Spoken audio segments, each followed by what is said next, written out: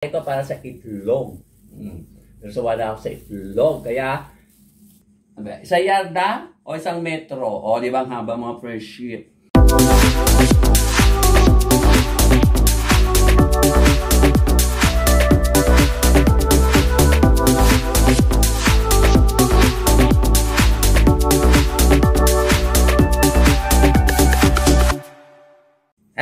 Hello mga friendship. Galing ako sa palengke. Ito, binili ko mga friendship. Isa-isahin ko, saging. 20 pesos isang kilo itong binili ko. O, di ba mga friendship?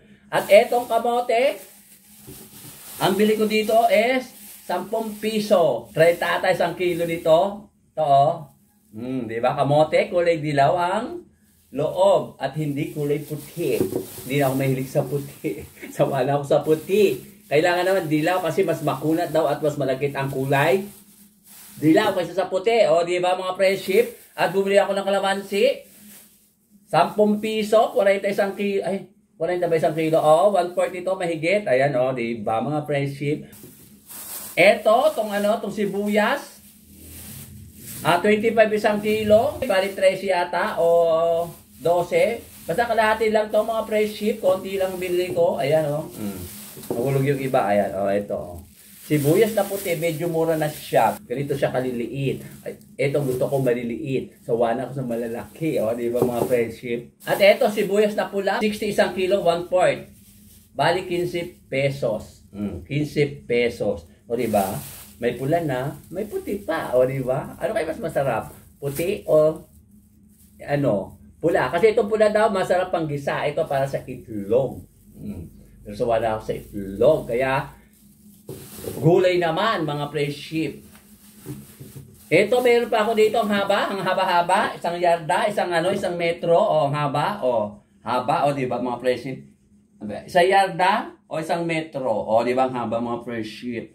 Nakita ko na kanina nung naglinis kami, o di ba ang haba, ihalo ko dito sa kamote, haba, di ba mga friendship? Ito ang hagod, ngayon ko lang matitikman tong hagod na imported. O, imported daw ito mga friendship. Ang tawag nila dito, imported. Pero mas gusto ko pa rin ang hindi imported. Binigay lang to sa akin. Hiningi ko lang sa bakod ng aming kabarangay. Kasi naglinis kami kaninang umaga. At eto, maliwala ko sa lahat. At hindi. Ang binigay ko sa lahat dito, sari-saring gulay is 40. 40 pesos. Isa-isahin natin. Eto, yung sili daw na to is 40 din. Isang kilo ito. Ito, sili, lalaki o, di ba? Malalaki pa sa o, di ba, mga pre? Malalaki pa sa daliri ko, o, di ba? O, ito yung daliri ko, o, lagpas ang daliri ko. Kasi bawat isang ganito, 40 din daw isang kilo nito. Ngayon lang bumili, o, di ba? Dami mga friendship. Pati itong talong, itong oblong, sawa na rin ako sa bilog, sawa na ako sa haba. Ito naman, oblong. O, di ba, dami? O, yan o. Di ba, ang dami din. O, di ba? O, dami din. O, lagyan natin dito. Yan. At ito ang dalawang ampalaya din. O, dalawang ampalaya. 40 din ang isang kilo. Basta lahat yan, isang kilo yan. 40 kasama na sili, talong, at itong kamatis. Malang kamatis sa iba, pero sa suki ko, mura pa. 40 din daw isang kilo. Di ba, dami kamatis, 40. Yung iba, 100, 120, 80. At kung ano pang presyo, di ba, dami. Ay, nahulog, sayang. Pero may idea na kayo kung ano lulutuin ko. At eto, sasahog ko, yung kahapon, bumili ako ng tilapia, 100 kilo, 40. Ay, kalahati binili ko. Malalaki yung iba niyan. Kinain ni Tambok kahapon yung isa. Dapat dalawa ito. 4 ito eh. Inulam ko kahapon yung paksiw. Umaga at tanghalian at saka hapunan. Nagtira ako ng 2. Ito, isasaw ko ngayon. Kaya lang kinain ni Tambo yung isa. O, diba? Nagugutom doon ang Tambo. Kaya pinakain ko sa kanya. Konti na kaya. O, diba? Nakadilitar ako. O. At eto. Ipakikilala ko nga sa inyo. Ito, radyo. Binigay ng kapitbahay namin. Walang antena. O, diba? Pati ito, piniflex ko pa. Flex ba tawag doon? O, flexible. Ayan. Binigay sa akin, ito yung antena. Wala na antena. Tumutugtog naman siya. Kaya bawal patugtugin ngayon. Di ba mamaya CPR Akias. O, di ba mga friendship?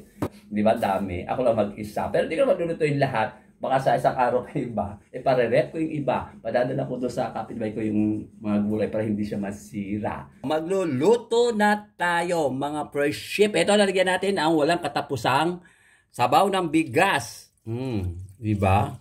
Masarap yan kasi mga friendship, lagi ko ginagawa to. At ito, walang katapusang halubaybay. At ilalagay na rin natin mga friendship ang nag-iisang sahog ng gulay. Pakulay natin yan mga friendship. Pagkatapos lagay natin ang mga gulay. Kumukulo-kulo na siya. O, di ba mga friendship? Ang bilis kumulo. Hanguin ko muna yung isda para hindi madurog. Pagka nilagay sa ilalim, madudurog siya pag habang niluluto ang mga gulay. Kaya hanguin ko muna siya mga friendship para hindi siya madurog. Lagay muna natin dito sa pagkalaki-laking plato. Diba? Ang laki. Ang laki ng plato. Oh. Tsaka natin ilalagay ngayon yung kamote. First, we put the sweet potato. Because it's hard. Very hard. Once in a while, you speak English so that some other viewers from other countries understand what I am talking about. O, diba? English yun, mga friendship. Takpan muna, palambutin. Pag lumambot, lagay na natin ang mga ibang ingredients. And then, we put the other vegetable. We put the eggplant. That is not a long eggplant, and round eggplant. That is oblong eggplant. Oh. Mukha-buka ka na siya mga friendship. Di ko alam kung ibig sabihin na English ng buka-buka. We put also the eggplant, center of the sweet potato. And then the bitter gourd. This is bitter gourd, my friends from other countries. And then the hagod of the murunggay. Murunggay ba ang tawag dito sa sa ibang bansa? Murunggay ba? Ewan ko, basta alam ko murunggay.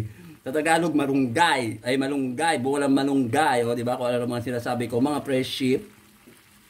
Mukha yatang kulang sabaw. At syempre, we put the green chili. The panigang.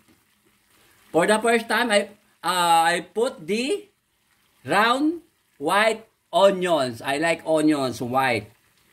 This is my first time to do this. And then hindi ko alam kung anong English ng pisa-pisa, basta pipisahin ko itong kamatis. Tumalsik. This is red tomato.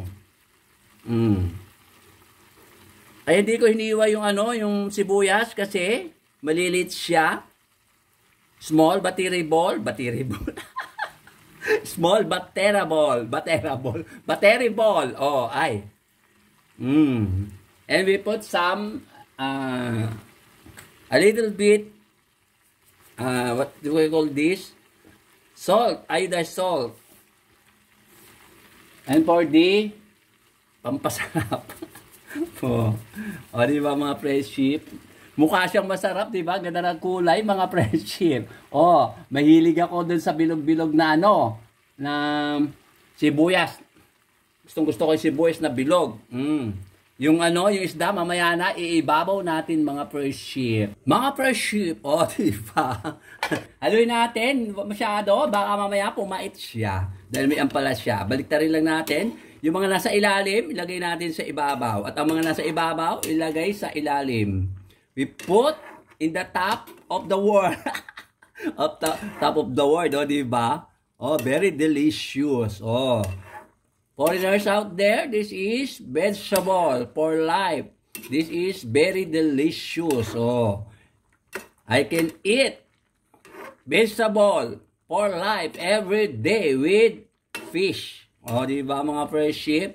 Paminsan-minsan, mag-English tayo na maintindihan tayo ng mga ibang bansa. Siya nga pala, shoutout kay Ma'am Jubit, kay Sir Glenn, at saka sa kanyang mga anak, tsaka yung apo, at siyempre kay Sir Ruben, at saka kay Ma'am Ethel, at saka sa pamilya niya, sa mga anak niya. O, di ba? Shout out. At syempre, sa mga nagtsatsagang nanonood sa akin sa ibang bansa, yung mga Pinoy at Pinay na vlogger sa ibang bansa at saka at dito sa Pilipinas, yung madalas di manood sa akin, thank you very much sa inyong lahat. Oh, di ba mga pre? At saka sa mga vlogger dito sa Cabiao, saka kay Jess De La Cruz, saka sa pamilya, thank you so much. And thank you to all foreigners from other countries. Thank you for watching my vlog. This is a simple vlog, but this is very interesting ba tawag doon? Interesting nga ba yung ginagawa ko mga friendship? O di ba? O sige, takpan natin mga friendship. Takpan! Tignan natin mga friendship kung ano nangyayari sa gulay ko. Ayan. Sarap, sarap, sarap. Di ba mga friendship? At ilagay natin, iibabaw natin tong isda. We put the fish over the rainbow. Over the vegetable. Mga friendship, hindi to itlog ng pugo. This is onion. Round onion, white onion. This is not, and that is not, ano ba yung English na ano, pugo? Quail egg ba tawag doon? Yun, this is not a quail ba? Pasensya na ko mga friendship, di ko alam kung ano English doon. Quail egg. Nalagay natin dito mga friendship sa ibabaw ng gulay. We put the fish top of the world. Diba mga friendship? Top of the world daw ba? Takpan! After 10 years later, this is my finished food. After 10 years later. O diba mga friendship? My finished food. O diba mga friendship? Nasa ibabaw siya. Top of the world ang fish ko ngayon. O sige na, babay na mga friendship. At kakain na ako. At takpan. O diba? Galit ba? Hindi naman. Excited lang. O diba mga friendship? Ang ingay ko nag-iisa para akong baliw. Para akong sira. Para akong crazy. What do you call this? Para akong crazy Bex. O diba mga friendship?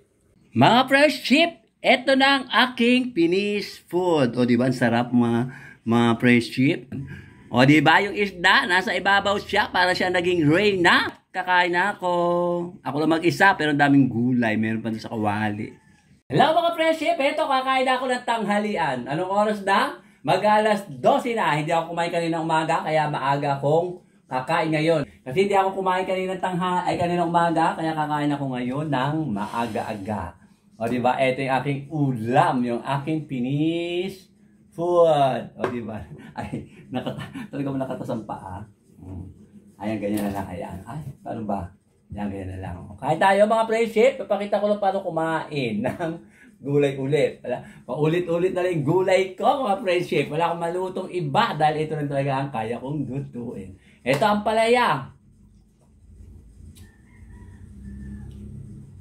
Hindi siya masyado mapait, mga friendship. Masarap siya, mapait ng konti, pero hindi siya mapait masyado. Ito yung kamote, potato, sweet potato. At ito yung paborito ko, round onions, white onions, di ba? Subo ko yung lahat ito sa lunok. Ayan, baka bumala sa lalamunan ko. Lunok ko, gana. Siyempre, luto ko lasang sibuya.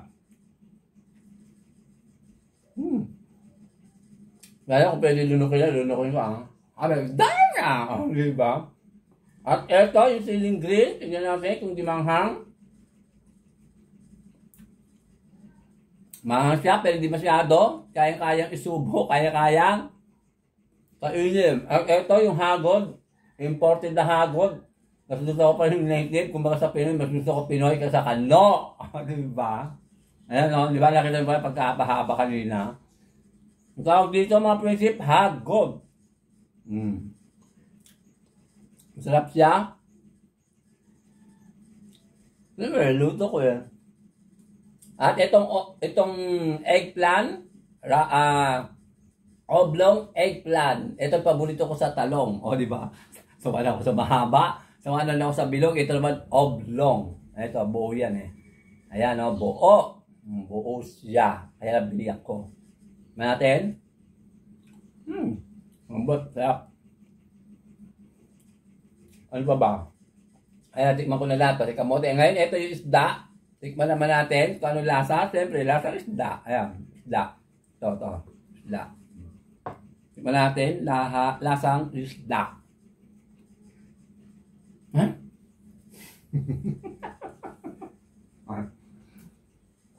Lasang isda nga! O, diba mga friendship? Isdang isda siya at hindi siya karning-karne. Siyempre, isda. O, paano mga friendship? Pinakita ko lang sa inyo kung paano kainin ang ulamin tong niluto ko. O, diba? Ayan, ang dami pa. Nasa ilalim ng isda. O, sige na, bagay mga friendship. Kakain muna ako ha. Gusto ko sa lunukin to. Kaya yung baka di ko kaya, bumalik sa lamunan ko. O, sige na, babay na mga friendship. Thank you for watching. Subscribe, Nitoy AC. Bye-bye. Bye-bye.